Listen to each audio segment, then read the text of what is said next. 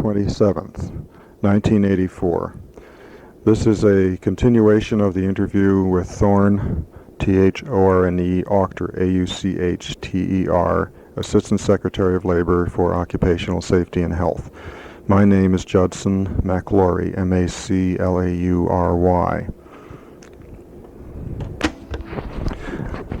I am with the Historical Office of the U.S. Department of Labor. That date was January 27th, 1984.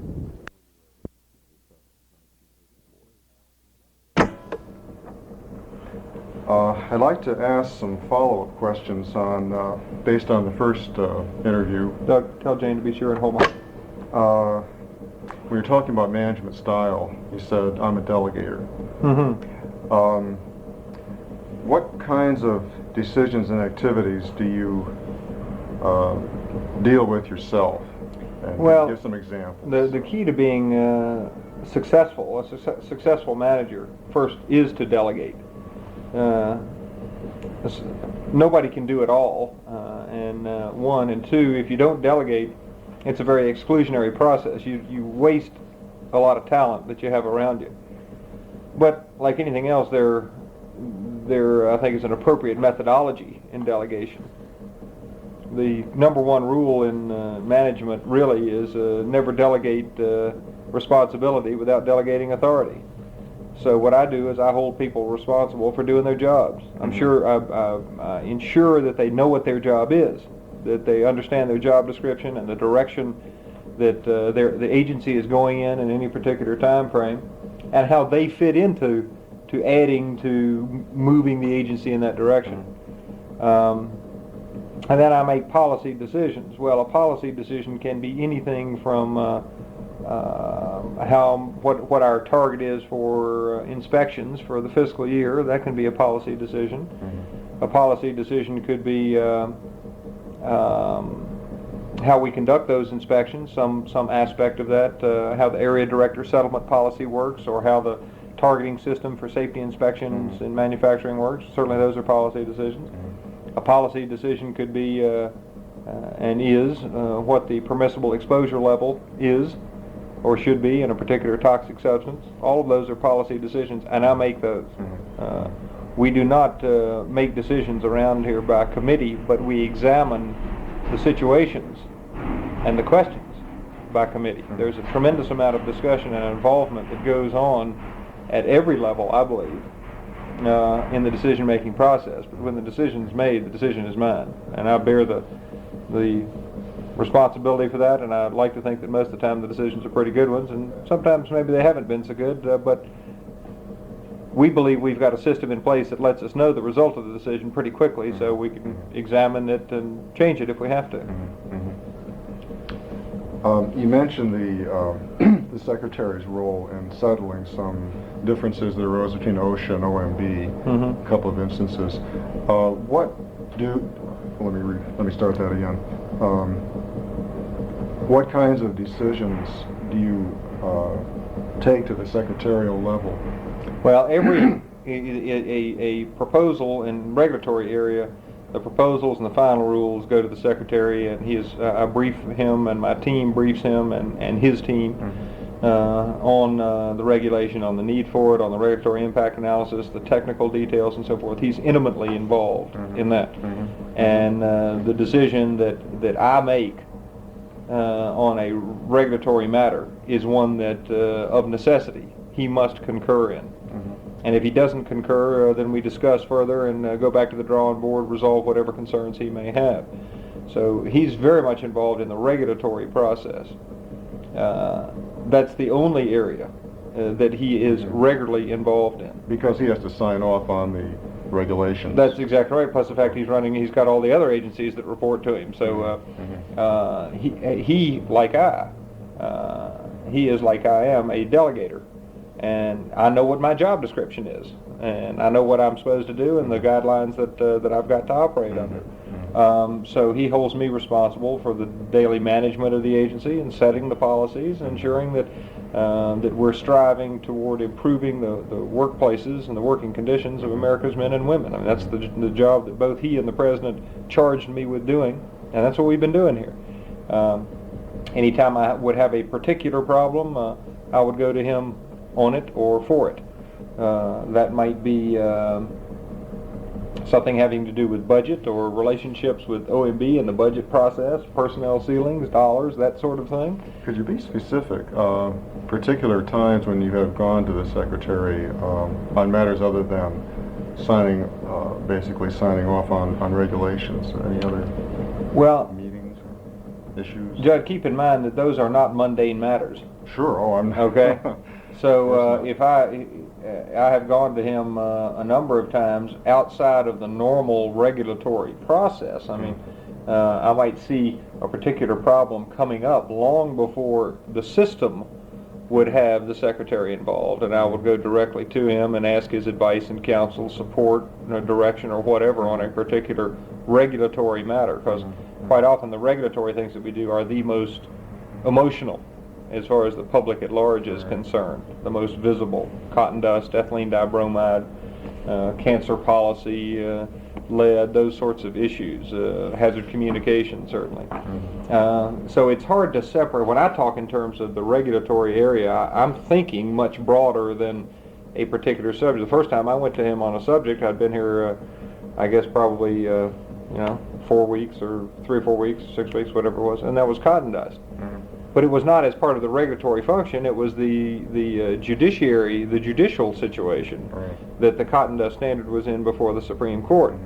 So cotton dust was the subject, but it was not the regulation of cotton dust at that time. It was the lawsuit and the judicial function and the impact, potential impact on the agency of that particular situation. And that's the kind of thing that occurs. I don't really know how to go farther than that. If I'm working on something that or the agency is working on something I think he needs to be aware of, I take it to him.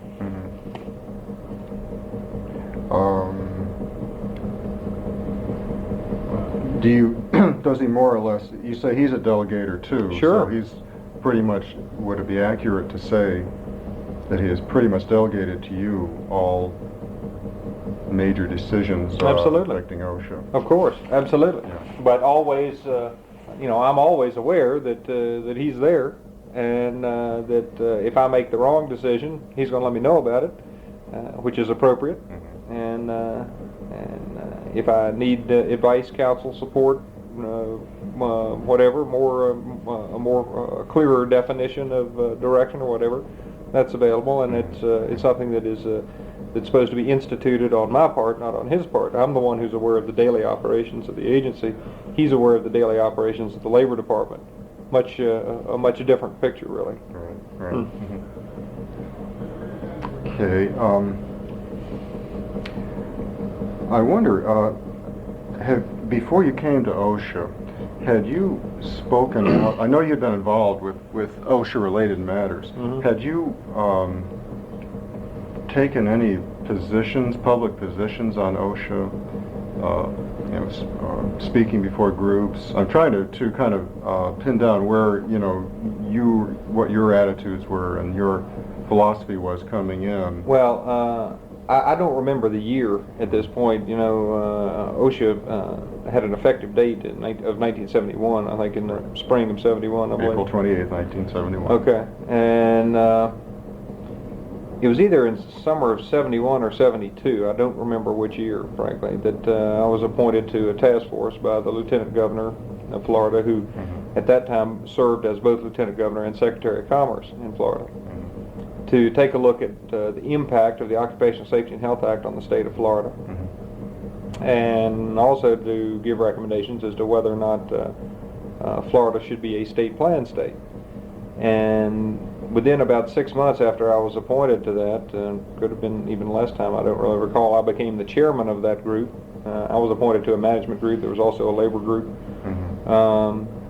And I ended up writing a 36-page, 38-page bill that was introduced into the Florida legislature to have Florida become a state plan state. So yes, I had spoken on the issue of OSHA and its impact on Florida and Florida employees and employers for some period of time. I worked in and around the Florida legislature for a couple of years on the subject. Ultimately could not get the funding for the bill to be passed If anybody in the legislative or executive branches of the state of Florida had a question about OSHA, they ultimately contacted me. That is, as far as the state relationship went. Now, during that time, I never spoke to an OSHA regional administrator. I never went to Atlanta and talked there, but I did have contact with Bill Gordon, who was OSHA's area director in Jacksonville for that period of time, and got a lot of information from them. And of course, at the same time, also went to the OSHA Training Institute. I guess, and probably, well, whatever the certificate on the wall out there says, and took the in Rosemont, Illinois. Right. Took the construction course for construction supervisors. So it was the train the trainer deal, and came back with all the slides and everything, so I could train our people and who could train more people and all that. And so yeah, I had done a number of things on and about OSHA. Okay. Next question. Okay, now we can jump back to my agenda questions, and we were talking about particular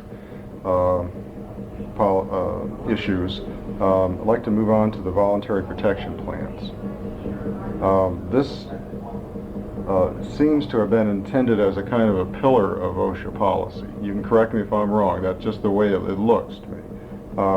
But early participation was reported to be low. We expected that. Okay. The question... Keep going. Okay. One thing I was wondering, was this because of requirements for participation?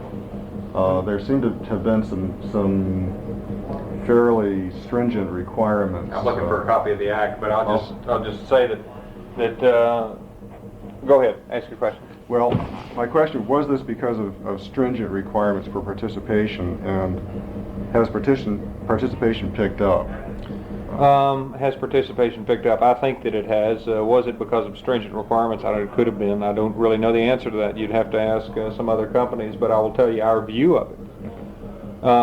First, OSHA had never pursued, to my knowledge and to the agency's knowledge, for all intents and purposes, had never pursued from a policy standpoint the aspect that's spoken to in the Act. There are about 5 or 6 places in the Act that say, in essence, that OSHA should be the catalyst for new and innovative programs in safety and health to improve and build upon existing employer-employee relations and so forth and so on. It's worded in different ways, but it's repeated throughout the Act. And so this was our way to do that. It seemed to make an awful lot of sense, and my first experience with it, or first awareness of it, I guess, really was reading an issue of one of the construction trade magazines about a labor management self-inspection program operation that was at San Onofre, California, nuclear power plant site out with there. With Bechtel Corporation. Bechtel Corporation and California OSHA, and initiated it, really.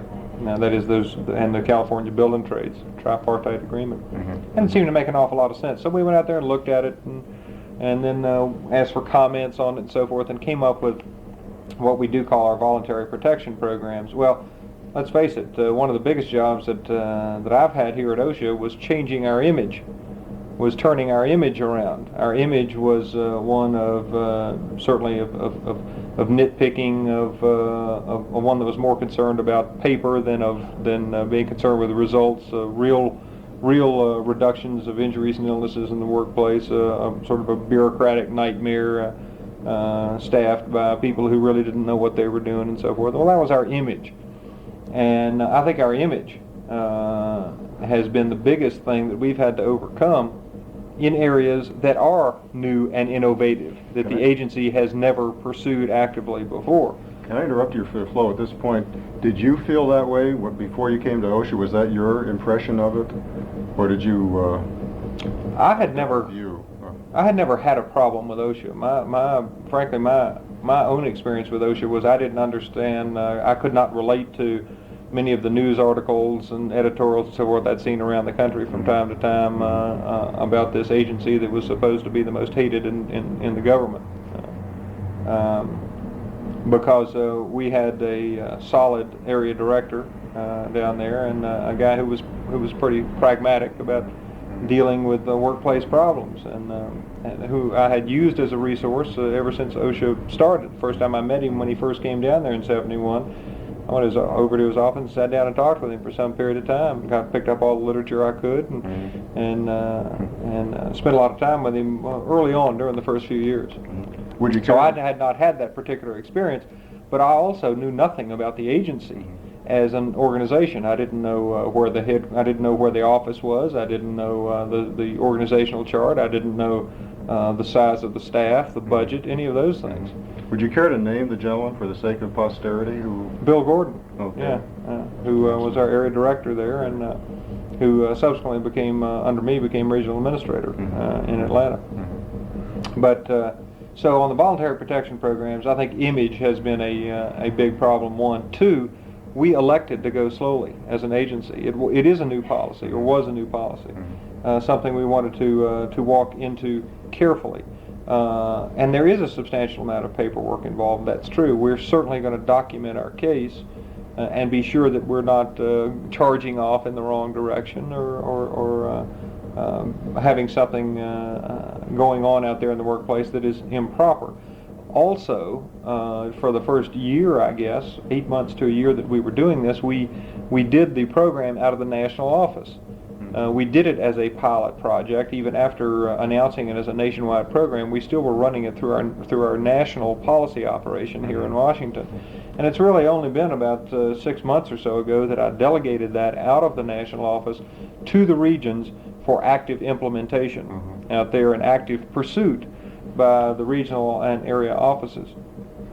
So we wanted to go slowly. We're certainly not disappointed at all. There is a lot of interest out there, and a growing amount of interest, and I'm very pleased with it. But I never anticipated that it would be something that within the first 3 or 4 years we would have 20,000 firms involved in. That was never the purpose for it, and did not anticipate that would be the case. And it's not going to be the case. It's something that really forward-thinking individuals and organizations are going to be interested in, and time will tell how many of those there are.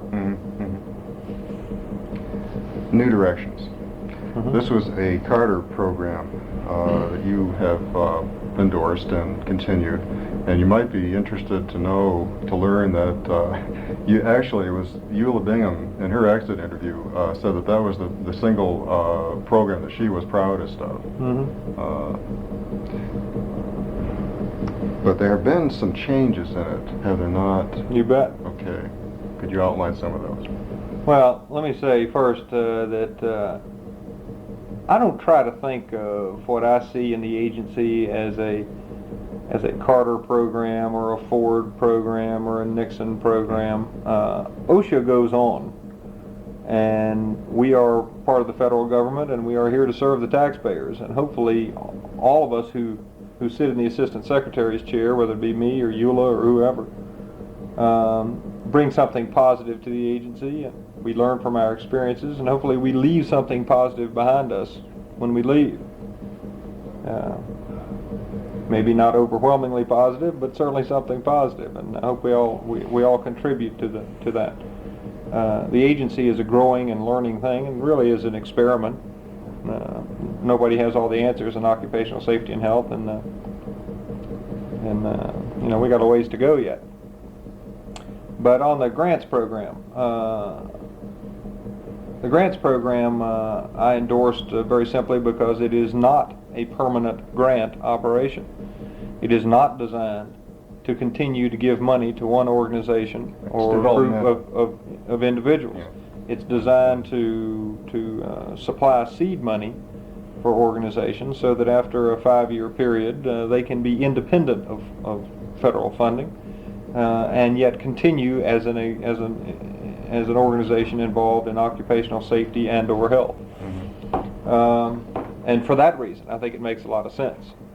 The funding level, in my view, that was in effect in '81 was too high, really, for that particular purpose. And so I cut about $9 million out of it, and our funding level is now down to about $6.8 million, which I think is an appropriate level for the foreseeable future. They also had a system of peer review where it would be quote-unquote peer reviewers who would look at the grants and make recommendations as to whether or not the grantee had done a good job. I thought that was a very, very weak system. They had peer reviewers who were grantees, and that had all the appearance of being an old boys network sort of thing, which I didn't think was particularly appropriate. So we eliminated that pretty quickly, and we've gone to a much stricter method of accounting. We have a pretty tight auditing system. Also, all of those grants were run out of the national office. I don't believe that was particularly effective, because they are field programs. They're designed to have programs that reach people in workplaces. That means it should go to the regions, in my view. So they have been delegated to the regions. The regional administrator is responsible for giving us recommendations and monitoring those grant programs and so forth. And we still have national office staff assigned to it as well. So the grant program has undergone some changes. We have an active audit program going on of the grantees to ensure the taxpayers' funds are being used properly. Also, we have eliminated in the grant program duplication. OSHA, of course, on its own, in our training and education operation and in our public information shop, OSHA creates information and disseminates it on a lot of subjects and trains people on a lot of subjects. Well, we're not going to be giving money to grantees that do the same thing, that reach the same constituencies. So we have eliminated a lot of duplication that was in there.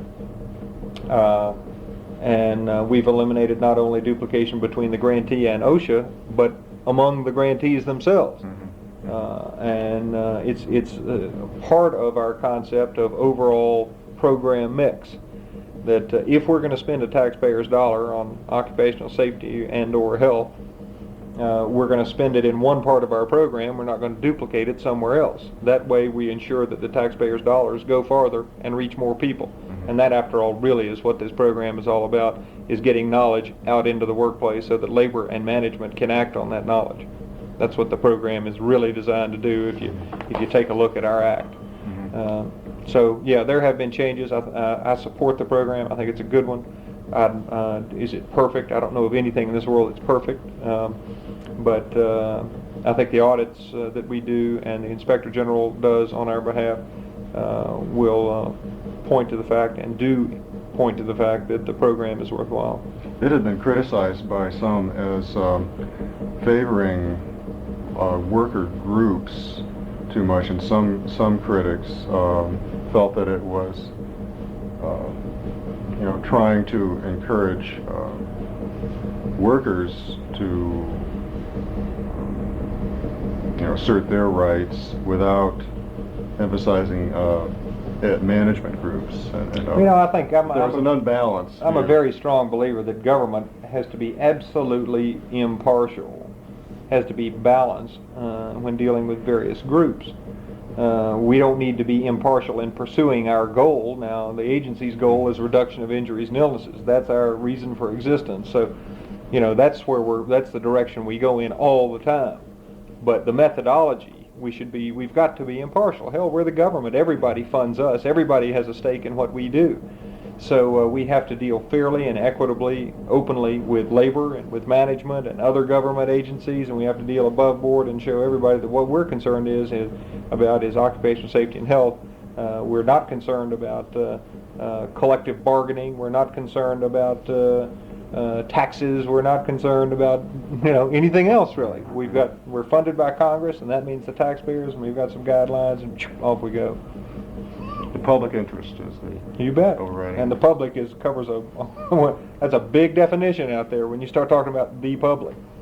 I could give you a long history of the debates over the Department of Labor as a public interest agency versus as a special interest agency. Well, I know that I'm very familiar. I've talked with some of our friends in organized labor into late hours of the night on this subject. But we are the government. We are not funded just by organized labor. We're funded by all the taxpayers. And we have laws that we have to enforce, and we do that. And we carry out all of those responsibilities. We are an advocate for safety and health. That's clear. That's what we're supposed to do. Yeah. We advocate safety and health. We don't advocate other things. Other agencies can advocate other things if their law tells them to. Yeah. Well, it's very interesting to hear, you've come down firmly on the side of the public interest and impartiality, and that's a very important statement. And Kid, you ought to copy that editorial we were just reading from. It's a good program, it's productive, it fits into our program mix. It has a definitive place in our program mix, just like enforcement does, and consultation and training. It's part of our training and education methodology, and it works very well, in just the same way that we reached out to, I think, around 6,600 plus students at our training institute. That's part of our training and education program as well. It has a place and it's working, and we're looking forward to continuing it. You're trying to make it a more impartial. We deal with labor. We've got organized labor involvement in there, and they still get the lion's share. As a matter of fact, they get a greater proportion of the share in my administration than they ever have before. Is that so? Yeah, the percentages. As a matter of fact, Doug may want to give you the percentages of of the breakdown of the way things have changed, but they get well over half the funding. Of course, they apply for most of the money too. So labor, management groups, and what else is in there? I forget. Well, some universities are in there. Universities took the biggest hits. They used to participate a lot in there, but when we strengthened the guidelines and the requirement for independency of federal funding at the end of the program, many universities can't do that. And so they've sort of fallen by the wayside, although some do still participate. Matter of fact, I just signed off on Rutgers University's fifth-year funding for their grant, and they're going to have an ongoing program now when after the fifth year is over with, and that they're going to fund fully themselves. Well, that's kind of exciting. That's pretty neat. I mentioned Eula Bingham before. Just as an aside, of course, she's been a pretty outspoken critic in the last 3 years. But have you had any contact with her? Never met the directly? woman. Never met the woman. Okay. OSHA-NIOSH relations. This is something else that has, again, I just know what I read in the papers here, basically, but it has been reported. Keep going, it's fine. It's been reported that relations Have a cup of coffee, please, Jane? Thanks. were not good because of OSHA's stress and regulatory relief. Is there any truth to this, and what have your dealings with NIOSH been? My dealings with NIOSH have been fine. Don Millar and I had some discussions early on about the role. Don Millar is the director of NIOSH. Yeah. Had some discussions about about the relationship and the roles of the respective agencies. But as a matter of fact, I'm having lunch with Don, I think, next week. We do this fairly regularly and sit down and talk about the directions the agencies are going in and what's on our general agendas, what we're concerned about, and so forth. But the general public, I find quite often, and understandably so, I guess. Thank you, ma'am. Would you like some coffee, Jeff? No, thanks. Doesn't understand the regulatory process. NIOSH is an agency whose charter is designed, and you can ask Don. I don't want to step on his definitions, but they're designed to do research and data collection and analysis. They are interested in the science of an issue. If you're talking about toxic substances, it's their job to determine what's dangerous and what isn't. What happens if people are exposed to certain levels and so forth and so on. It's their job to take a look at safety issues and determine if there's a problem in a safety area. Is something new going on that is being ignored for one reason or another? To do sort of broad research, data collection, data analysis, and then send that information to OSHA and to other places as well. Of course, they deal with national and international organizations just as we do. We get information from NIOSH, we get information from the World Health Organization, from the National Toxicology Program, National Cancer Institute, so forth and so on. we have the thing that makes our relationship unique is that we do have the ability to sit down and talk, and to ask NIOSH to look into certain areas that we have picked up concerns about, and so that's very worthwhile. But On you the don't- other hand, when OSHA gets the information, we're concerned with much more than just the science of the issue. We, by law, by the interpretations by the courts of our own statute, must add in economic and technological feasibility. We have to weigh the economics of the issue. We also have to talk about what's actually going on in the workplace. We have to talk about not only is a substance toxic, one, but two, are people actually being exposed? That's two different questions. See? So quite often in the past, people would say, well, gee, NIOSH said this stuff is dangerous. Why don't you have a standard for it? Well, they're different questions. We're concerned.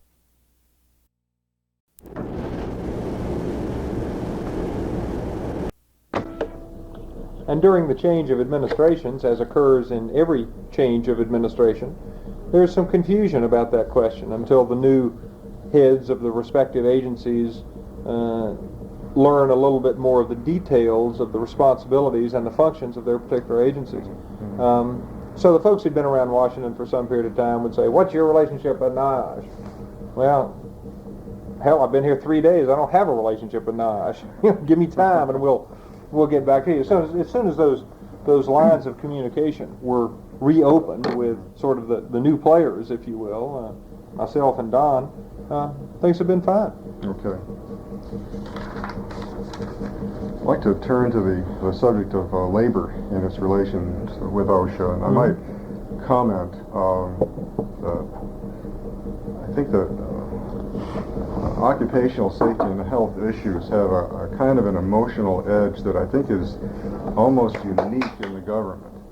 And I think part of the reason of that is that it involves workers and it involves unions. And so I think that relations with OSHA's relation with labor is really a crucial issue. I realize that it's not the only client group that's involved with OSHA, but that's something of special, historical interest. Well, organized labor is the only group, by its nature, is the only group that speaks for. Let me see. I don't know how to say this exactly, but it's the one the press turns to and speaks for labor, and they do speak for a lot of labor, and because of that, because they do speak for a lot of labor, and they do provide a collective or a central place where government and others can go to get a sense of concern, feeling, direction, whatever. Certainly government must listen to them, must seek out their advice, I think, and counsel, and weigh that in the decision-making process. Labor has certainly offered its advice and counsel quite freely in the whole history of OSHA, not just in the last 3 years, but well, once again, whole there's history, sometimes individuals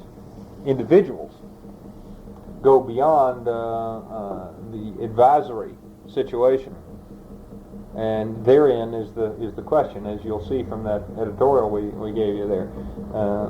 Some people give advice, and they take it as a personal insult when that advice is not followed. Some people will give advice in the nature of a demand. Well, government doesn't have to. There's nothing that says government has to listen to a demand from outside operations. But when labor has objected, either publicly or privately, to you, what kinds of responses have you made at various times? Say labor comes out against a proposal on revising cotton dust standards. As an example, how do you respond to that? How do you react to these things? First, can you give some examples? let's take it back to square one. As many people today are still not aware, I have had experience in occupational safety and health and in the OSHA law and in speaking before groups on that long before I got this job. By the same token, I grew up with organized labor. My former construction company had been organized, I think, since 1941 or 42. And I grew up with folks. I was apprenticed to people in different trades that turned out to be the business agents 15 years later, and I was sitting at the bargaining table with them. So we'd broken bread together and chewed Red Man together, and then 10 or 15 years later, we'd be sitting at the bargaining table till 3 o'clock in the morning pounding on it. So I had a background in being in and around organized labor and dealing with organized labor and respecting organized labor and their positions. But the public, if they've not been around organized labor, has a tendency to have the opinion that labor said such and so. Labor as one voice, as one individual. Not the case at all. Absolutely not the case. If I were to give you a comparison, I think a comparison would be that organized labor is like a political party. It's like the Republicans or the Democrats, very rarely do they speak with one voice, So on cotton dust, some unions may come in and say, we just think what you're doing with cotton dust is just terrible, and so the press writes about that. At the same token, at the same time, I'm dealing with various other segments of organized labor on many, many other issues. Yet in the public forum, especially during election time, if they have pulled together, as they have now, to endorse a particular candidate, they're all, when that broad subject is raised, they're all going to stand there and say that this administration is terrible and we're all for Walter Mondale.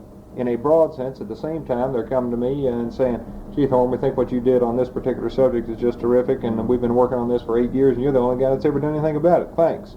But they don't do it in public because of the political overlay that's going on. Well, that's true with any agency and any administration. It's part of life in Washington, and we have to keep in mind, those of us that sit in these chairs have to keep in mind that our primary job is the running of the agency. That's the primary job, and furthering the agency's goals. Once again, occupational safety and health in this instance. Some other place it could be developing more tourism, if that's the agency you're looking at in Commerce Department. Some other place it's something to do with financing government out of Treasury. Those things must go on and must be pursued even while that political overlay is happening. So my response to organized labor, if they disagree with something that I did, a particular segment of organized labor, we looked at it, we looked at your concerns, we've got a lot of technical folks here that have good ability. We weighed the other factors that we must by law weigh, and I made the best decision I could make. You alluded to some more positive, less publicized but more positive interactions with labor. Could you give some examples there? Well, you mentioned some in the other meeting. All you'd have to do would be to take a look at my calendar. I mean, I deal with organized labor all the time. There's nothing new about that. I've been to the AFL-CIO yearly gathering in Bal Harbor every year since I've been here. I'm going again this year. I go because I get an invitation to go. I don't go like a lot of people do, just go wander around down there. I go because I've had invitations to go down to speak. Press has reported that you have done quite well down there, been well received. Well, organized labor, those guys, those folks are used to dealing with government and used to dealing with government at this level. And what they want is somebody to come in and tell them what's going on. They don't want anybody to pat them on the back and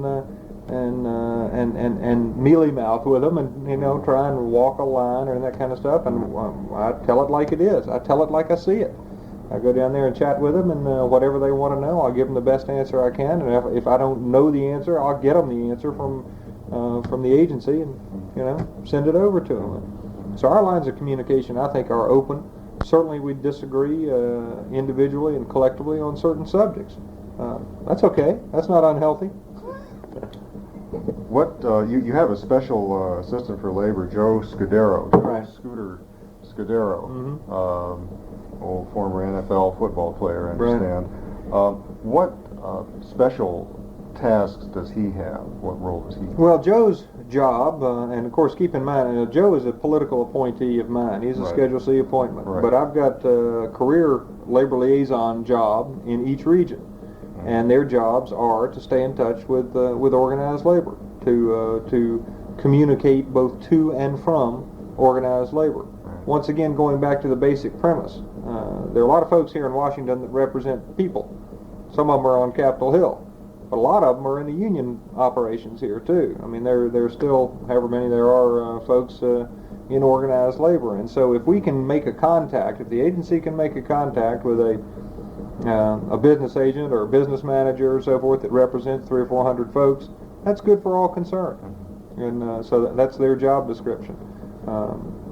We don't have a business liaison job description, but the reason for that is pretty simple. Business covers everybody, and so does OSHA, and so we're here to serve them all. Yeah.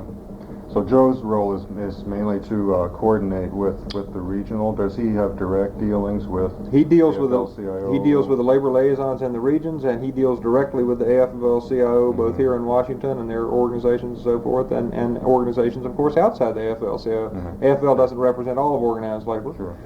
So one day you might see Joe dealing with the safety and health folks from the Industrial Union Department, or the president of the Food and Beverage Trades Department, or whatever. I mean, whatever he needs to do, that's what he's doing. Teamsters or, Teamsters, UAW, AFGE, whoever. Yeah.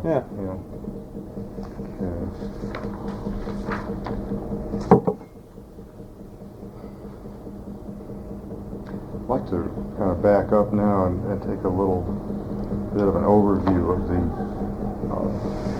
evolution of the Auchter administration at OSHA.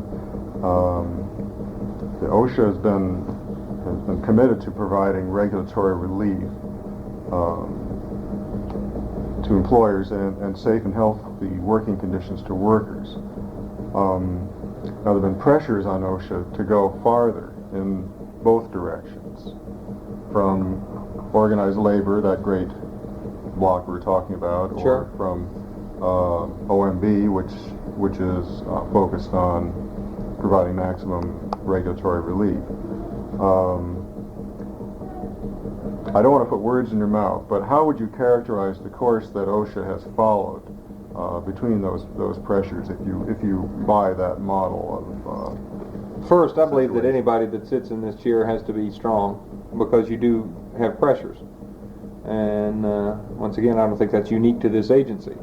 But you have to, anybody who is here has to have a vision, I think, of what the agency is supposed to be, where the agency is supposed to go, and where the agency is today, and how you get where you want to, how you get there, how you move from here to there. And like any organization, certainly we are moved by outside events, as we should be. We have to continue to learn and to grow. In our dealings with labor or with management, in the form of the Chamber of Commerce, the National Association of Manufacturers, Chemical Manufacturers Association, and so forth, or with OMB, all of those people and organizations view what we do differently from the way I view it. My job is the only location where all of OSHA's activities come together. This office right here is the only place that where you see consultation and enforcement and standards and training, education, voluntary protection programs, so forth, state plans, all that comes together right here. Any other organization that deals with the agency doesn't see it that way. They're concerned about a cotton dust standard, boom, narrow focus. Or they're concerned about how much money the New Directions Grants program is going to get, OMB. So it's up to this office to continue to move the agency in the appropriate direction, in the appropriate fashion, to do what Congress told us to do when they created it. They passed the law and the President signed it into law. I mean, our law tells us what to do. So OMB might pressure us, if you will, to take a closer look at a particular aspect of our regulatory activity, because that's their function. That's their reason for existence. And that's fair. We should be pretty carefully scrutinized. before we regulate and while we regulate. It's sometimes it may be easy for part of our regulatory process to go too far in one direction or another, because we certainly are not an island. So OMB has a very legitimate function, and that function is to ask us tough questions, to make us be damn sure that the regulatory decision we've made is the appropriate one, that we can really support it, that we can substantiate it. And on another side, organized labor, on the grain standard, might really be hot about a decision that we made, because they don't care about OMB, and they don't care about economics, and they don't care about something else over here. What they want is they want their people protected, and they're tired of waiting for it. And that's understandable too. And OSHA has to sit in the middle between those things and have its own sense of direction and responsibility and integrity, and it has to project those things. It must project those things to the folks concerned, so that when we do make a decision, maybe people won't understand it, but at least they'll respect it. And that's where the agency is today, in my view. When we make a decision today, we can back it up. And I think there's a growing awareness that we can back it up, that the agency has institutional, professional integrity. Judge Gunther, the first administrator of OSHA, used to say that, well, if he had both sides yelling at him like crazy, he must be doing something right. There's something to be said for that. We don't please all the people all the time. I think it's very rare that we please all the people at any one time. The best that we can hope to do, I think, for the most part, is to carry our heads high and have that sense of confidence that we have done everything that is humanly possible to assure ourselves that we've done the best job. And I think we're doing that today. I really do. So that's why you might see us butting heads with a particular union here one day, or the Chamber of Commerce over here one day, or OMB one day. We do have a pretty strong sense of direction, and that strong sense of direction, in my view, comes directly from the President to the Secretary, and from the Secretary to me. That's where my support comes from, and our sense of confidence comes from that. Have you had any, has the White House ever gotten involved in any, you mentioned the White House, has it ever gotten involved in any major OSHA decisions? No, only the OMB operation, Yeah. The regulatory operation, and we talked about the Regulatory Relief Task Force and their role in a couple of our regulatory actions, but that's all. Okay. In January 1981, Senator Orrin Hatch from Utah was reported ready to consider legislation to restrict OSHA in some way. How about abolish OSHA? Abolish, was that it? Okay. That's the operative word, yes. That was the operative word. Yeah. Okay. Can't get much stronger than that, I guess. Well, he'd been under pressure for some Yes. period of time by a number of senators to take a look at that. Okay. But nothing has come of that No. legislation. Why do you think that has been? Well, during confirmation hearings, when I first met the senator and some other senators, as I would go around for the courtesy interviews. Who are the key senators that you checked in with? Well, I met all of them. I mean, I made an effort to meet all of them on the Senate Labor Committee, before going into the confirmation hearing. And a number of times the question was raised, and frankly, I don't remember. I remember discussing it with Senator Hatch, but I'm not sure which other ones I had a similar discussion with. But the question of abolishment was raised to me, and I told him all the same thing. I asked him to give me a year to see what the agency could and would do, and if they were still of a mind to discuss it, that we chat further. So they gave me that year, and then they gave me 2, and then they gave me 3. And the report has been, I think they've been well pleased. That's very interesting. Give me a year. Okay. So OSHA has changed. I have to understand too. You know, I reported to the Senate one day too.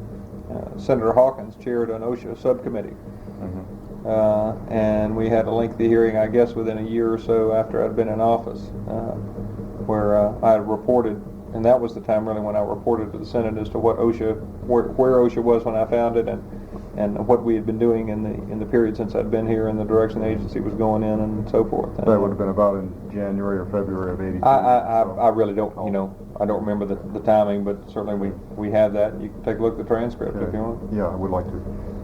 Okay. So obviously OSHA changed enough to keep Mr. Hatch, Senator Hatch, happy. Has it changed as much as you want it to? Absolutely, absolutely. This agency has made tremendous strides for an awful lot of reasons, but the basic reason is because the knowledge and the ability and the expertise was here. It was here, and it was ready to go. It was ready to move. And what it needed was someone to say, okay, let's all move. The professionals knew what needed to be done. I told you when we chatted the other day that this program that we put together here came from them, came from within the agency. And the other interesting thing is that every group that's ever looked at OSHA has said the same thing. The Carter Administration Task Force said the same thing, the Chamber, the Heritage Foundation. Anybody that sat down and sort of studied OSHA and analyzed it came up with the same set of basic principles. No surprises. And that's all we did. We just moved the agency to those principles. Targeting, stop wasting your resources, don't go into places where you don't need to go, stop harassing businesses when it's not necessary, go after hazard abatement, don't worry so much about litigation, be more practical with your standards activity, take into account the costs of regulation, do what the court told you to do, teach people more about occupational safety and health, they want to learn, so forth and so on. I mean, that's the direction we've gone in. So there's nothing more to do? Well, there's always more to do because it's a growing area, but your question was, has the agency changed as much as I wanted it to, and the answer is yes. We are on those paths. We are moving in the right direction. Well, what I'm trying to ask is what in your opinion remains to be done along this track that it's on? You're asking me how big is the universe? How high is 25 up? 25 words or less. How high is up? Any particular areas that you want to try to... Sure, we need to improve our regulatory process. It still takes too long. It's a lengthy process in terms of steps, and that is appropriate because our regulations are far-reaching, and there are a lot of people that want to be heard and should be heard when we embark on the regulatory road. But by the same token, we are continuing to work at trying to refine the process. One, two. Can I be specific on that? What would you like to do to speed up the process? Do you have a plan in mind? Or I don't have a plan in mind right now. What I have in mind is what we put in place, our regulatory management system, and it's working. It's a tremendous improvement over having no system whatsoever, which is the state of the agency when I found it. But we're looking for ways to refine it. But of course, once again, that's a changing area because we're waiting for a decision from the Fifth Circuit on the asbestos emergency temporary standard. The courts continue to change our methodology and continue to define what we do. That's a sort of a generic problem. I'm not sure that is that's one that any particular agency can address. But we as a government need to work on better communication on regulatory matters. I'm meeting regularly with Bill Ruckelshaus and others, other regulatory agencies that are represented on a more uniform approach to the methodology of regulation and so forth. That certainly is food for the future. Our training and education programs, we need to continue to be building on those, on our outreach operations, on our train the trainer aspect. So we have pilot projects going on in those areas. We've turned our enforcement operations, that is our area offices, which are primarily enforcement operations, into what we call full-service resource centers. And we'll be working this year on coming up with a better methodology of measuring the results of that policy direction. We've told people what we expect of them in broad terms. We've told them generally how they're going to be evaluated, but we don't have a real quantifiable tool yet available for all concerned to use out there in the area offices. So during our management conferences this year, that's what we'll be working on there, some sort of quantifiable, hopefully indicator series similar to what we do with enforcement, so that we can see at a glance various trends and penetrations and so forth. That needs to be done. Our state programs, we've got to get out there and do final approvals for states. No state in OSHA's history has ever been given final approval. We're going to be doing that shortly with Alaska, Hawaii, and the Virgin Islands. And hopefully we'll be going much farther than that, because there are many states, in my view, a number of states that warrant final approval. They've been in operations for 6, 8, 10 years, and they've got a good program, and they should be recognized for it. And so that needs to happen. We need to finish the implementation of our integrated management information system that's going in the regions this year. We've started with Region 4 with our pilot project there. We anticipate that this will be in place around the country by certainly by the end of '85. That's a new computer operation where, for the first time, we'll be able to have information available to us that's no older than 24 hours, and it's something that not only will the national office, the regional and area offices be sharing, but all the states and territorial programs will be part of this system. It'll be a tremendous management tool, so we need to be pursuing that, and we are. So there are a lot of things, and as we get there, as we get to that point, then we go farther yet. We learn more from that, and we keep moving ahead. Okay, but there are no new elements at this stage that you're ready to add? No, the elements are following through. The elements are in place. That is consultation and standards and training and education and so forth. That's right out of the law. That's what Congress told us to pursue. Our organization, we reorganized the agency. It took us about 1.5 years to do that. The organization represents the functions in the statute, and we're in place and rolling. I'd like to ask kind of a broad, philosophical, futuristic sort of a question. In a way, the courts and the lawyers are taking a lot of the safety and health issues and programs away from the government through these tremendous lawsuits, like the asbestos lawsuit complex, which some lawyers tell me could wind up totaling maybe $35-40 billion by the time everybody got their suits in.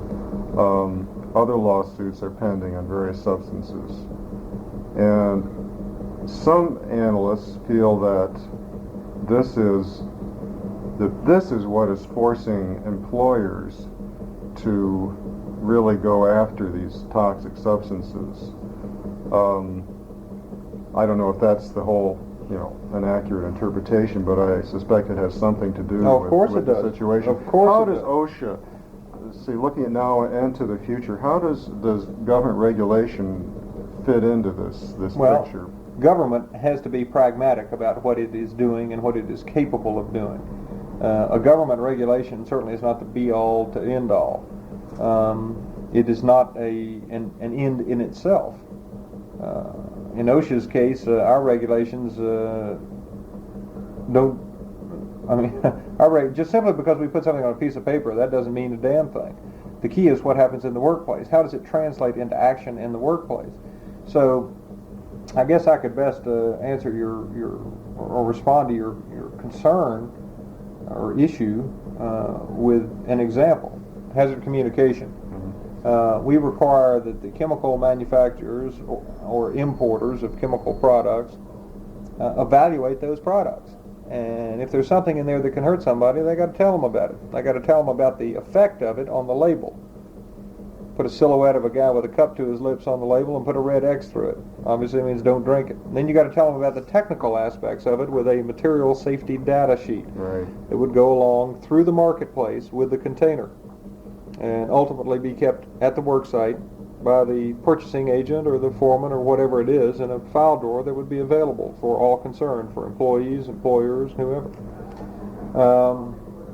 And then we add training and education requirements.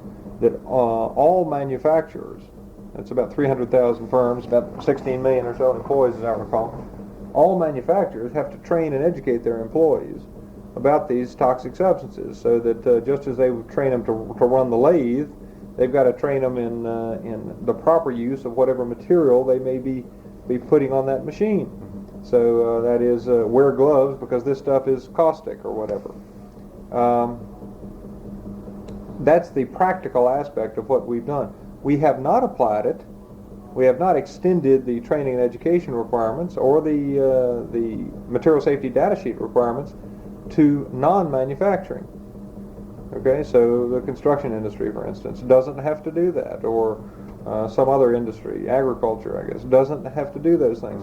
Well, why don't they have to do those things? Well, in the first place, we believe that that the information is going to go there anyway, that the chemical manufacturer isn't going to have container A to be sold to the manufacturing sector and container B to be sold somewhere else. We cannot determine any particular risk in those other areas because of high employee turnover in many of the industries and the nature of exposures in the workplace. If exposures were to occur in the great majority of instances, they're intermittent at best, and so we can't tie any long-term risk relationship in there. Also, the fact that employers are aware of asbestos litigation and the 35 or 40 billion dollar figure that's hanging over somebody's head out there at some point in the nebulous future. So we take into account the real world aspects. Is a regulation necessary in the first place across the board? Well, we don't think it is. We've got about 30 seconds to wrap it up. I feel like I'm going to meet the press. Well, we don't think it is. And I think the government, for the future, I think the government in this administration has made tremendous changes in the way that it regulates, because I think it's much, much more pragmatic. And we still have groups coming in saying, well, why didn't you include us in this? And why didn't you include us in that? Well, we're government. We're supposed to listen to that sort of concern and that sort of issue, and we're not supposed to get mad about it. But we are supposed to have a sense of direction and continue on in the proper approach, and that proper approach is